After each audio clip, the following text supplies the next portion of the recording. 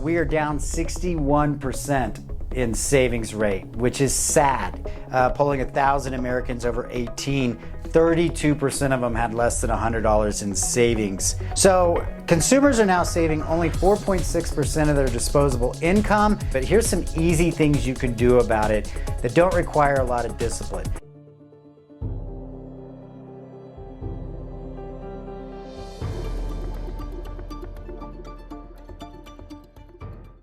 Hello, this is Nathan. Welcome back to Independence Money. Today's topic, where did all the savings go for Americans? Let me guess. Increasing costs due to inflation, or as I like to call it, the devaluation of the dollar from issuing too much currency, chasing too few goods. That's where the savings went. But let's break down a little bit more on some statistics, and then I'm going to give you some easy tips on how to save relatively painlessly here. So certainly appreciate all the new subscribers. Anytime you could click that like button or comment, it certainly helps the channel grow. So consumers are now saving only 4.6% of their disposable income. That came from May's report of the economic analysis.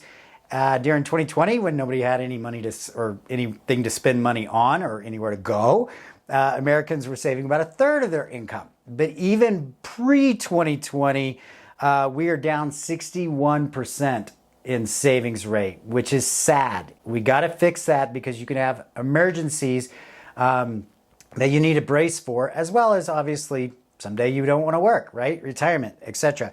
So here's some things we could do about it, but let's look at some numbers here. So personal savings of American is down to $629 billion, which is a small fraction of the $4.8 trillion people had saved during 2020.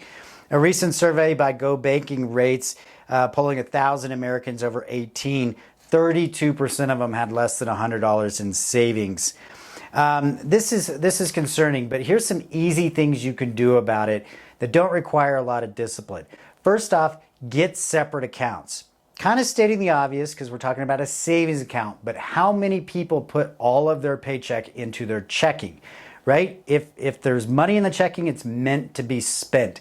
So segregate that to your savings. Easy ways to do that is you could contact your HR and literally ask them if you could deposit your paycheck into two different locations. So maybe a percentage, maybe a dollar amount goes to this account. The rest of it goes to your checking account. That's easy. If they won't do that, set up a savings account and automate an auto draft from your checking. The same day you get your paycheck, swing over a percentage into your savings account. Make that out of sight, out of mind. This is actually a tip borrowed from the dieting world, where it's less about what you eat and it's how much you do eat. It's called the small plates theory. If you fill a big plate, you're going to eat the whole thing. If you fill a small plate, you're going to eat the whole thing, but it's a smaller plate, right?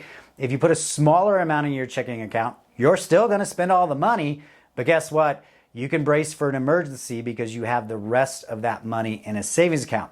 Secondly, let's define what an emergency is. Guess what, folks? It's not Christmas. It comes every single year. So start swinging some money to your savings account every single month. Start now. This is what, September? Prepare for Christmas. Another thing you could think about that I've done that's super easy is I go into my bank account, I download all the transactions into Excel, and I simply separate the deposits from what's leaving the account. When I have that data in there, what's leaving the account, I simply in one column put one of two letters, an F for fixed, a V for variable. What's the definition? Fixed means you have to pay it. It's rent, it's your car payment, it's your insurance, right? It's groceries. What's variable? You have a choice on when to pay it or if to pay it at all. So for me, Home Depot, that's a variable, right? Shopping maybe for you. Those are variable. Eventually you may have to get some stuff. You just don't have to do it this pay cycle, right? So I separate fixed and variable, and guess what? I go get two accounts, one for fixed, one for variable. I have two debit cards that look differently. So if I'm going, in my case, to Home Depot, I'm going to use the variable card. When that account is out of money, I stop spending out of that account. I don't go touch my fixed account until the next pay cycle. That way you don't run out of money in your checking account when you have fixed bills, such, you got to put gas in your car, right?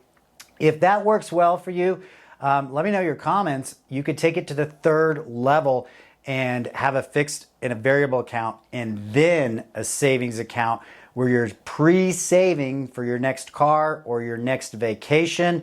Once you get that kind of liquidity built up, certainly above $100, I think 3 months of savings, 2 months of savings is probably wise.